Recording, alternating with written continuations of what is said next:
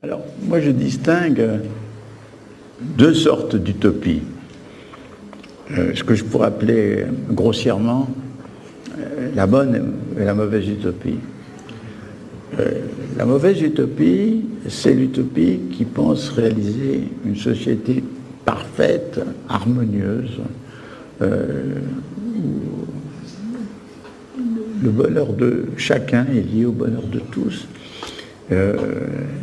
Et disons, ce qu'il y avait d'utopique dans l'Union soviétique, c'était d'annoncer que l'homme soviétique était libre, il était libéré, il était émancipé, et c'est-à-dire ça camouflait une réalité qui était évidemment contraire.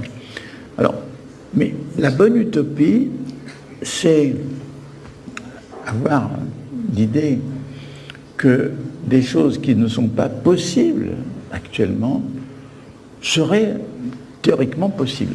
Prenez par exemple le fait de nourrir tous les humains de la planète, et même qu'en cas d'épidémie, de famine, il y a les ressources nécessaires dans certains pays. Bon, c'est très possible. Qu'est-ce qui rend la chose impossible? C'est l'organisation des États, ce sont les phénomènes de corruption, enfin, c'est l'état mental, l'état politique et l'état social du monde. Prenons l'idée d'une paix planétaire. Ben, c'est tout à fait possible, avec aujourd'hui les intercommunications entre toutes les sociétés, et je dirais qu'elle est même, c'est une idée qui même s'impose logiquement, vu les périls des armes de destruction massive. Mais bon, nous savons même que, par exemple, là où il y a eu des guerres féodales, l'existence d'une nation a supprimé les guerres féodales en supprimant les pouvoirs absolus des féodalités. Nous pouvons très bien supposer que cela est possible sur la planète. Et pourtant, c'est impossible. Aujourd'hui, au contraire, nous allons vers des périls de guerre de plus en plus grands. À mon avis, voilà les bonnes utopies. Pas une utopie où il y aurait le bonheur pour tous, mais une utopie où il y aurait une lutte permanente contre la barbarie humaine et contre la souffrance. Alors, si vous voulez, il faut faire une critique de l'utopie et il faut faire aussi une critique du réalisme. Parce que, d'ailleurs c'était mon maître Bernard Gruth-Huizen qui disait « Être réaliste, quelle utopie ?» Et il est évident que quand on est réaliste, c'est-à-dire qu'on croit qu'une situation donnée peut être extrêmement durable. C'était le cas, par exemple, sous l'occupation, pendant 2 années, il y avait une domination nazie sur l'Europe qui semblait pouvoir durer très longtemps, et le réalisme, c'est de s'adapter à cette conjoncture. Bon, mais en réalité, c'était un réalisme qui ne se rendait pas compte d'un certain nombre de réalités encore peu visibles. Ce qu'avait dit De Gaulle, c'était prophétique, mais c'était quand même incertain. Il avait dit, après la défaite de la France, des forces formidables ne sont pas entrées dans la bataille. Il parlait de l'Union soviétique, il parlait des Amériques. À l'époque, il y avait un pacte entre l'Union soviétique et l'Allemagne, et l'Amérique était dans la neutralité. Bon, et pourtant, les choses ont changé. Donc, si vous voulez, il faut faire la critique du réalisme et la critique de l'utopie. C'est un jeu extrêmement difficile. Et c'est vrai que les mauvaises utopies ont créé beaucoup de dégâts, mais elles ont créé des dégâts parce qu'elles ne se pensaient pas comme utopie, elles se croyaient réalistes.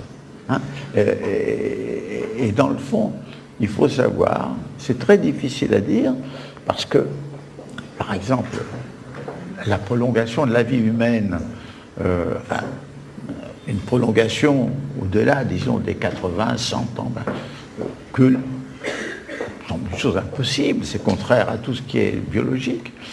Mais pourtant, aujourd'hui, avec le fait que nous savons qu'il y a des cellules souches présentes, même dans les organismes adultes, enfin un certain nombre de biologistes, je pense qu'on peut prévoir, évidemment, l'humanité ne serait pas, enfin ceux qui seraient dotés, non pas d'immortalité, mais d'une prolongation de vie, ne seraient pas à l'abri d'accidents terribles. Mais, donc, si vous voulez, il faut savoir que une utopie d'aujourd'hui peut être une réalité de demain, mais je maintiens, à condition de maintenir sa vigilance critique et sur ce qui se croit être réaliste, et la vigilance critique sur les rêves de perfection et d'absolu.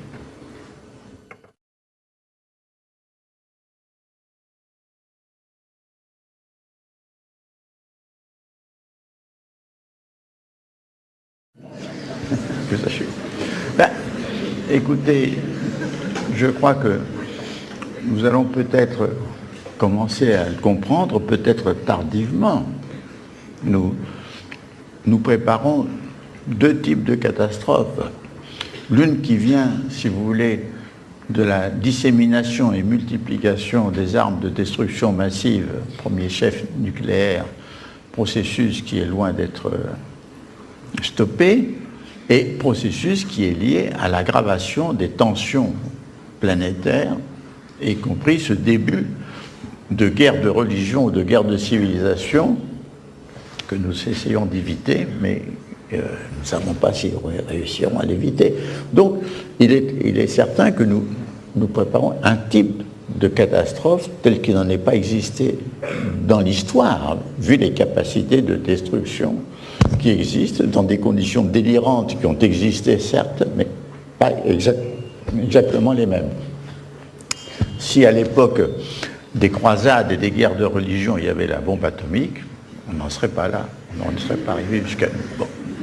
Alors, la deuxième catastrophe, elle est évidemment de nature écologique, c'est-à-dire le vaisseau spatial est propulsé par 4 moteurs incontrôlés, la science qui produit le meilleur et le pire, c'est-à-dire la destruction, manipulation, la technique, l'économie, le profit, il n'y a pas de pilote dans le vaisseau spatial, il n'y a pas de contrôle, il n'y a pas de régulation.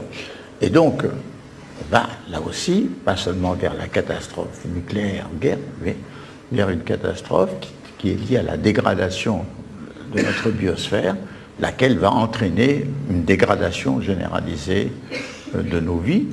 Et du reste, c'est pour ça qu'il importe dès maintenant d'avoir une vision, c'est-à-dire de transformer le quantitatif en qualitatif, peut-être moins consommer d'énergie, mais mieux. C'est-à-dire, il y a la réorientation de tout ce qui est notre mouvement à faire, mais ce sont des mouvements dispersés. Toutefois, qu'est-ce qui peut procurer l'espérance? C'est que, comme disait Hölderlin, là où croit le péril, croit aussi ce qui sauve. C'est-à-dire, plus nous prendrons conscience du danger, plus nous serons peut-être capables de lutter, à condition que ce ne soit pas trop tard. Par exemple, il y a eu une certaine conscience des dangers sur la biosphère qui ont provoqué des réunions de Rio, de Kyoto, de Johannesburg, etc.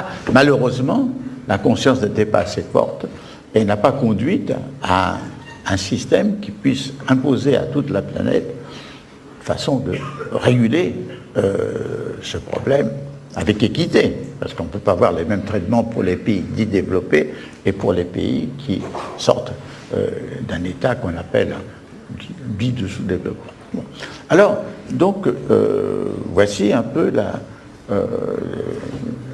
notre situation. Nous allons vers un suicide, mais nous ne savons pas si ne vont pas se développer les contre-courants qui vont être capables d'éviter la catastrophe.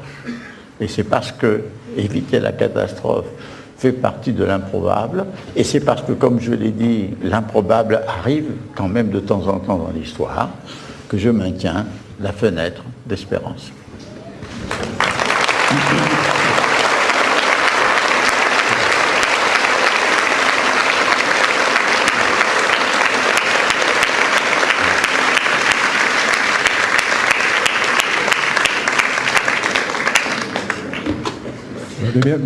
Merci à tous. La relative certitude de l'heure de départ de Edgar Morin nous impose d'interrompre cet après-midi. Voilà, un grand merci à vous tous. Et un grand merci à Edgar d'être venu.